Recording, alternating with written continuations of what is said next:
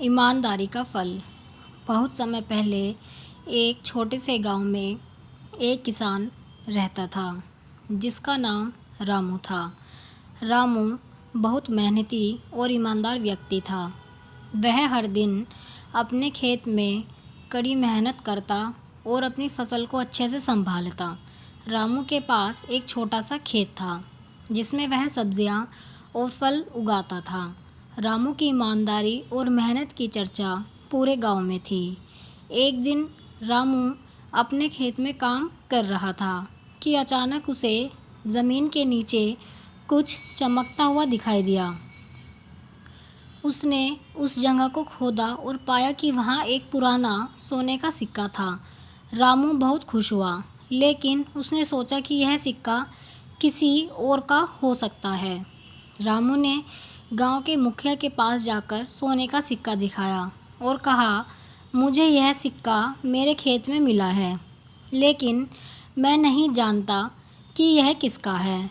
मुखिया ने रामू की ईमानदारी की सराहना की और कहा, तुम्हारी ईमानदारी के कारण यह सिक्का अब तुम्हारा है। रामू ने सोने का सिक्का लेकर घर वापसी की और उसे सुरक्षित रख दिया।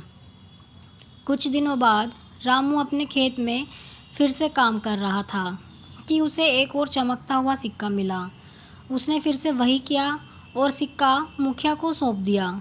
इस बार भी मुखिया ने रामू की ईमानदारी की प्रशंसा की और सिक्का उसे वापस दे दिया। रामू की ईमानदारी का यह सिलसिला चलता रहा और उसे कई सोने के सिक्के मिले।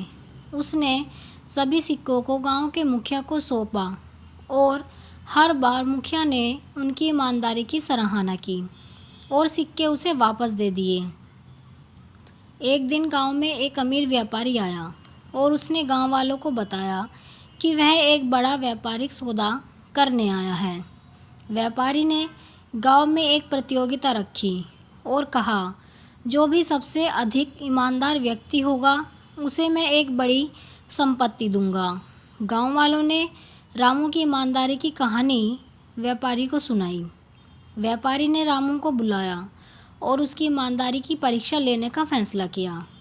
उसने रामू को एक कीमती हीरा देकर कहा, यह हीरा मुझे बहुत प्रिय है, इसे संभाल कर रखना।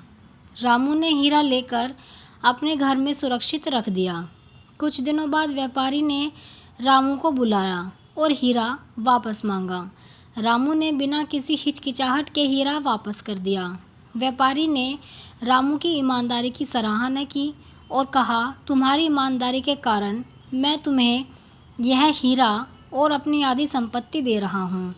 रामू ने व्यापारी का धन्यवाद किया और हीरा और संपत्ति को स्वीकार किया। उसने अपनी संपत्ति से गांव वालों की मदद की और सभी के साथ अपनी खुशियाँ बांटी।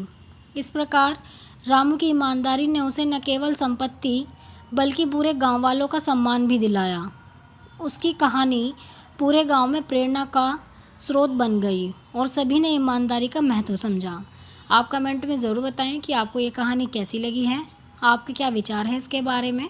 अगर आपको कहानी पसंद आई है तो वीडियो को लाइक करें, शेयर करें और चैनल को सब्सक्राइब करें ऐसी ही कहानियों के लिए।